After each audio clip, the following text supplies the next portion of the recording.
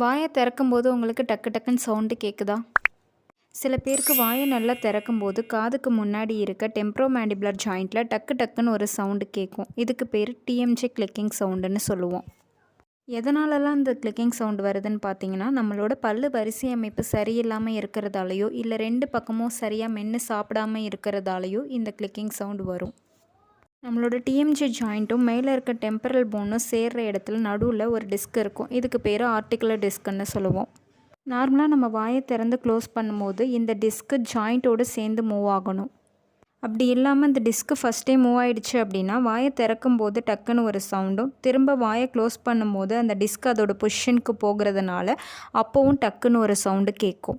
இதை எப்படி சரி பண்ணலான்னு பார்த்தீங்கன்னா, டெம்ப்ரவரியாக ஒரு ஸ்ப்ளிண்ட் மாதிரி செஞ்சு கொடுத்து உங்கள் அக்ளூஷன், அதாவது கடிப்புத்தன்மையில் ஏதாவது பிரச்சனை இருக்குது அப்படின்னா அதை சரி பண்ணாலே இது சரியாயிடும்.